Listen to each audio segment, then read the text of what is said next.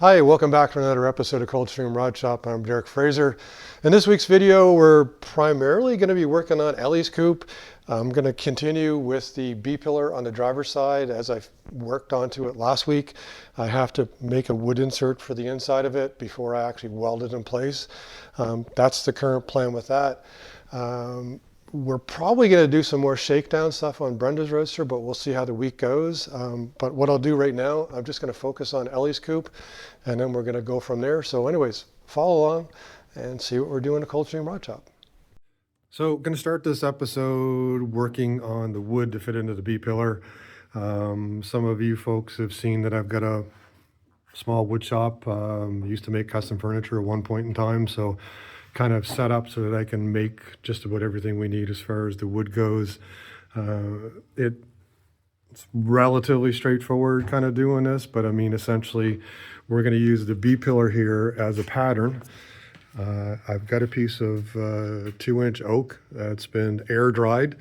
The one thing, it's better to use air dried wood if you can, because it's got a little higher moisture content. If you use kiln dried stuff, it's extra dry, and what'll happen is that when it's in the car, which is typically out in a garage somewhere, it's going to expand a little bit. So it's preferred to use air dried wood, which is usually typically runs in the 10 or 12% moisture content range, versus the kiln dried stuff for furniture runs around 6 or 8%. Anyway, sometimes you just have to use what you got.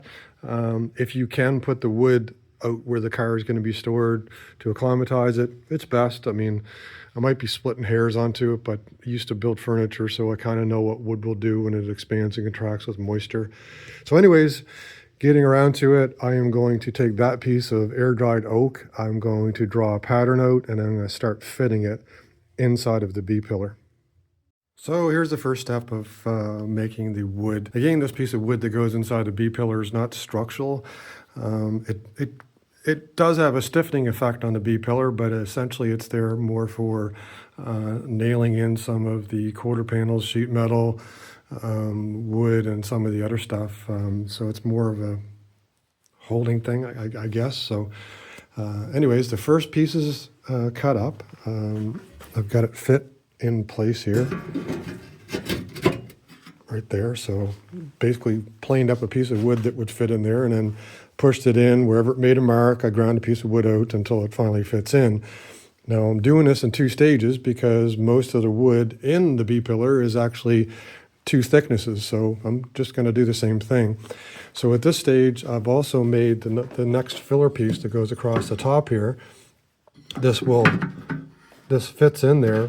It has a notch into it right there for the door bumper. Now, one thing I realized, I forgot to put the other notch in the bottom here for the second door bumper. So I'm going to have to go to the shop.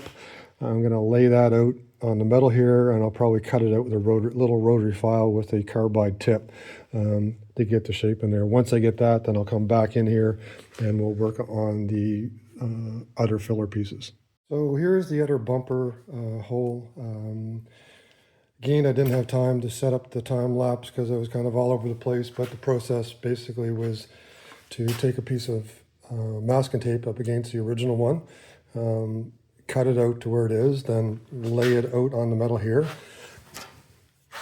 use the Sharpie to fill in the area, and that gave me kind of a guide for where to cut it out. So then I just used the rotary file with a carbide burr to hog out the basic shape of it.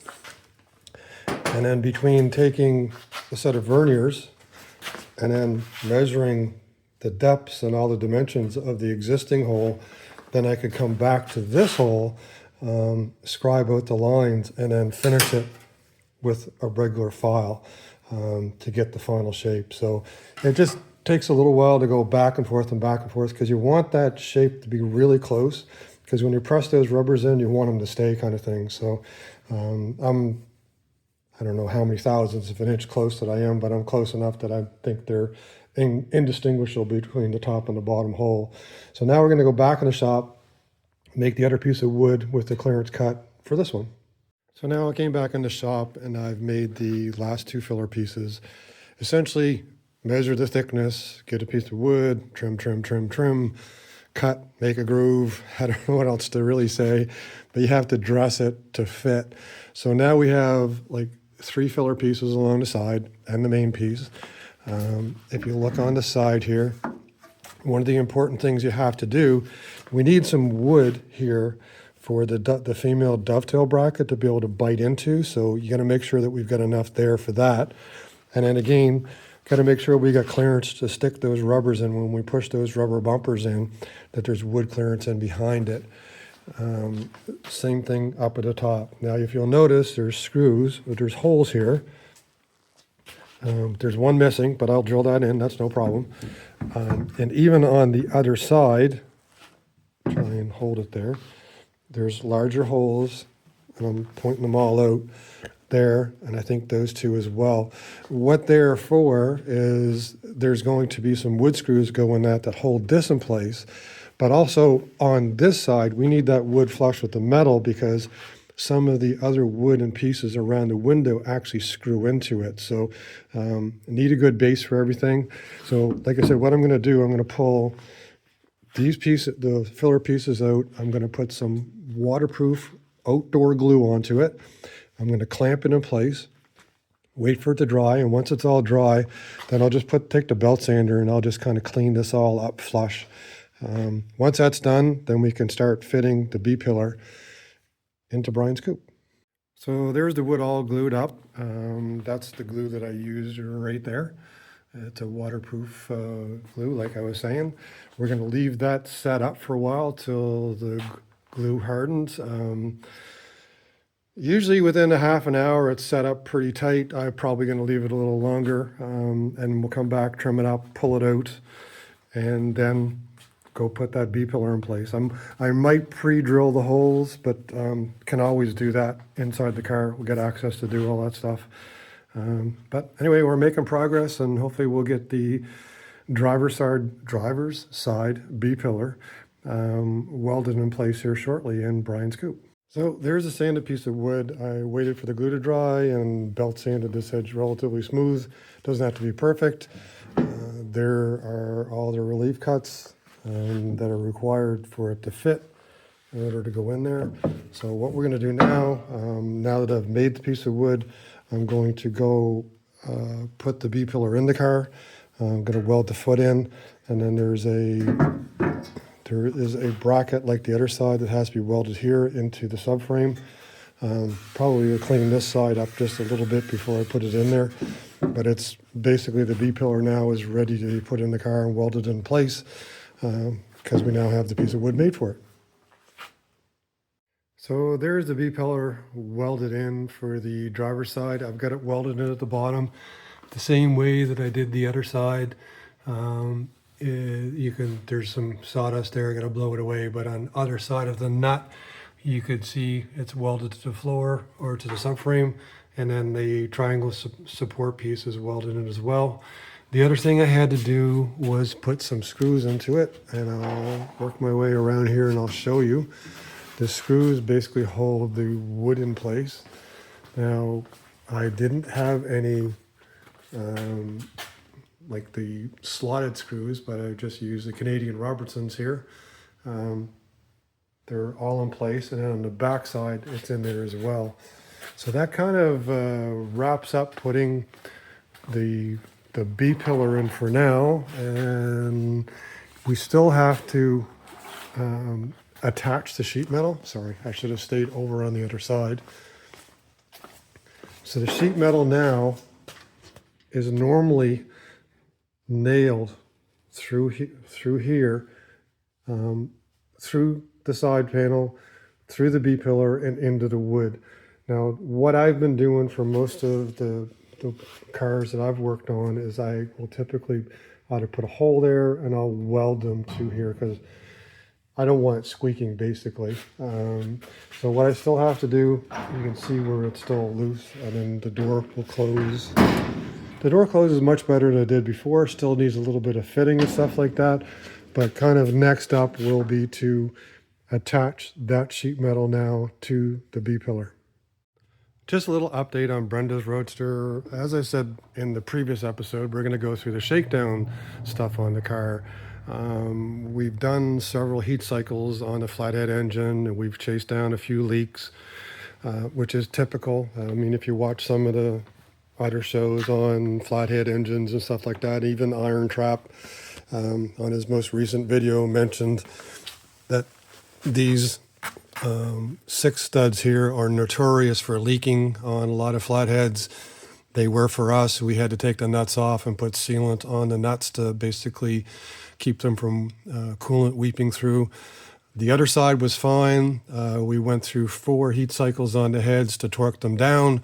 I think we're good now. There was a little bit of there's a little bit there too, but a little bit of a leakage. Apparently flatheads leak. Just chase them. But we've also come up with a couple issues too. The most recent heat cycle we did, we let it warm up to 160 plus degrees. And then when we turned the engine off, it continued to stay warm and we produced a leak in the radiator. So I thought maybe it was one of the hoses, because usually after you heat stuff down and cool stuff, heat up and cool down, heat up and cool up, you've got to go around and tighten up all your hose clamps, that's completely normal. But it has a leak, and it has a leak in one of the core tubes. So I don't know if you can see here. Yeah, you can see the coolant there at the bottom of the tank, probably about 3 inches up. There's a leak in one of the tubes. And then also there's another one up at the top here. So once this thing hit, I think 180 degrees, she started spewing. So we've got to order another radiator. Now this is the same radiator that we mentioned before that we bought, that the drain plug was actually located on the front of the lower tank. So I guess that should have been a warning sign. We actually had to get the drain plug moved to the back of the tank. And it was one of the probably least expensive radiators that we bought off of eBay. We are not going to do that again. We're going to go with a little bit more expensive one. There's some Champion ones that I've had a lot of success with in the past. We've bought probably over a dozen of them, hadn't had a problem. We're not going to cheap out on this one. The next time we're going to buy another one. Another thing was, you can see that the alternator is missing. After we ran it a few times, the alternator wasn't charging. So we pulled that off and we sent it out to get it checked or rebuilt. It was a brand new radiator, wasn't a used one. And the third and final thing, when I put it in gear, put the clutch in, I got an awful squealing noise out of the transmission.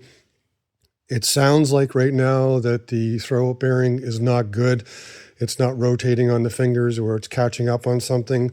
As soon as you put the clutch in and engage and touch that throw-up bearing, it sounds basically like basically like if you were running a lathe and a tool was coming up against,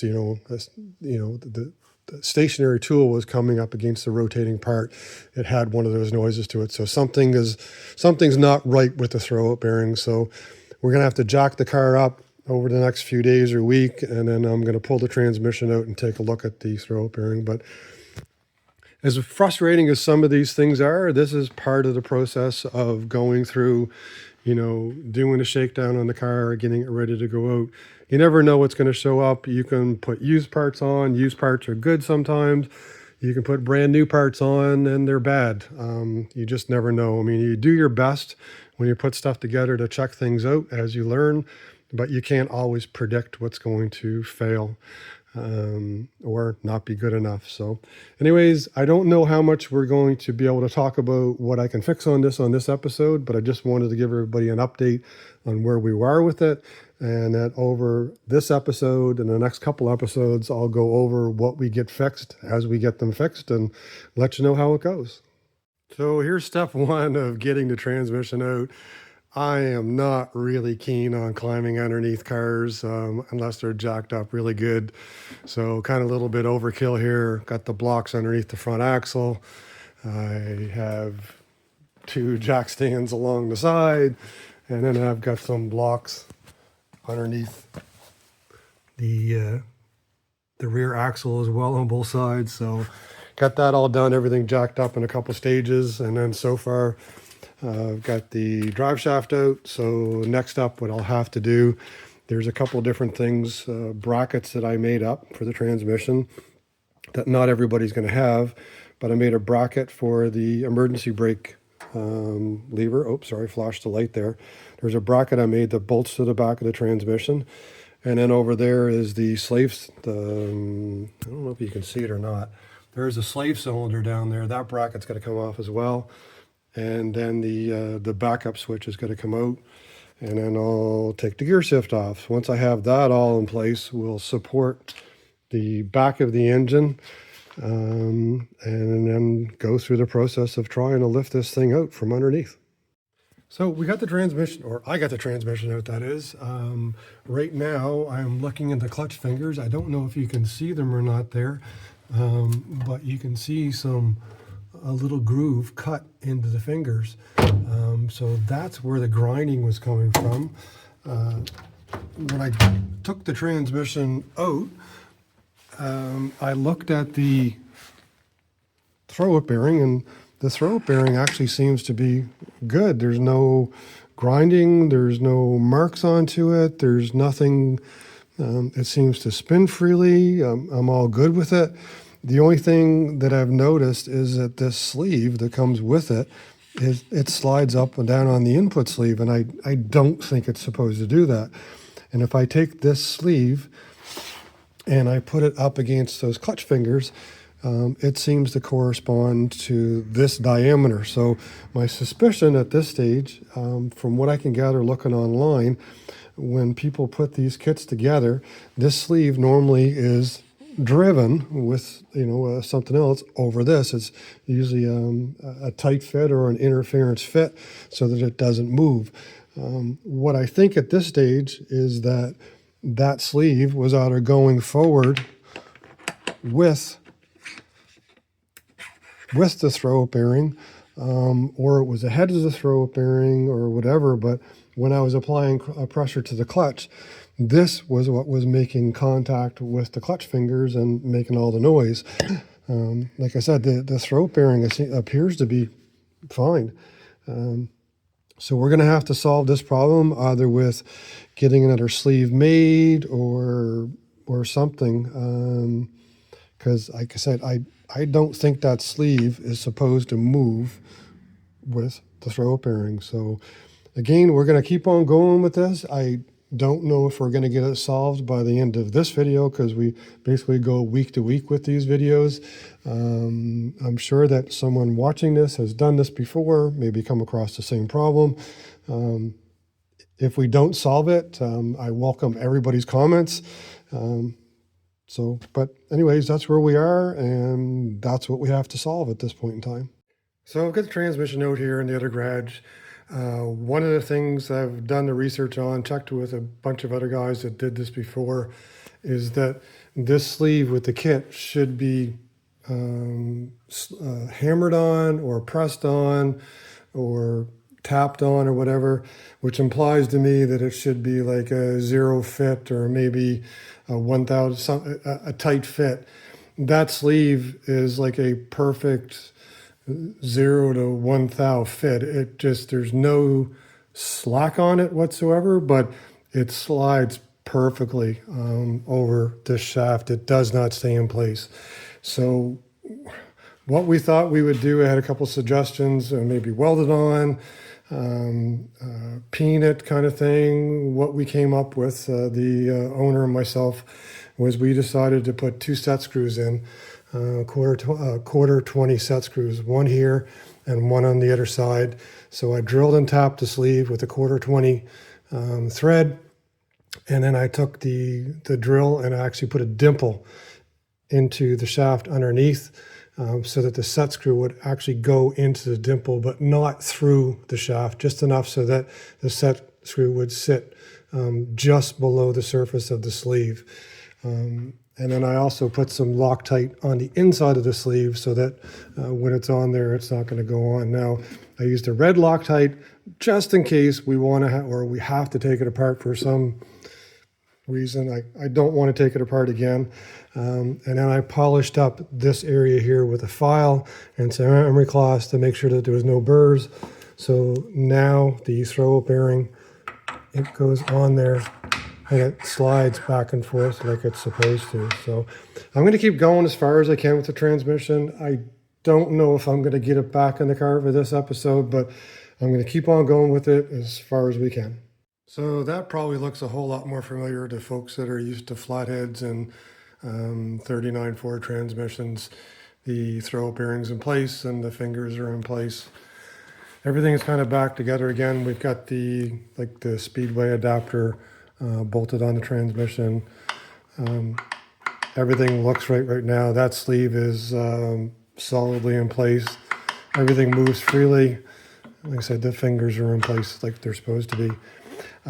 Next up, what I'm going to do, because I'm probably putting this transmission in solo, is I'm going to make like a little 2x4 wooden cradle to go up underneath the transmission, so that like when I slide it up underneath the car, I can then jack it up instead of like trying to balance it on just a single point on a hydraulic jack. So hopefully we'll get that done too. Well, I got to call it a wrap for this week. Unfortunately, a few things came up, including a couple of tire changes and oil changes for the kids, that's part of the process this time of year. Get the winter tires off and the summer tires on and take care of things. So it didn't leave much time left to do anything more. So in this episode, we got the B-pillar wood and the B-pillar in on the driver's side. Things are starting to tighten up really good on the coupe body. I was hoping to get a little bit more done, but that's the way it is. And then, unfortunately, like I said, a few things came up with Brenda's Roadster that we didn't see coming. The one thing being like the clutch throw-up bearing. We thought at first the throw-up bearing was the issue, but it was actually the sleeve that wasn't secured in place, and it was sliding forward. So got the transmission all put together, happy with everything. Tell me what you think about putting the set screws in and Loctiting that sleeve on there. I think with the set screws and little dimples put in the side of the shaft, it's not going to go anywhere. It's safe. I don't think we have to go to a step as far as welding it in place. But I actually didn't have enough time to put it back into Brenda's Roadster, so that's going to have to be the first thing we do next week. So anyways, that's it for this week at Coldstream Rod Shop. Hopefully you enjoyed the few things that we did. Tell me what you think about the transmission and what we did with the wood, and please like, share, tag, and subscribe, and come on back next week and see what we're up to. Everybody take care. I don't think that this sleeve is supposed to do this along with the throw-it bearing.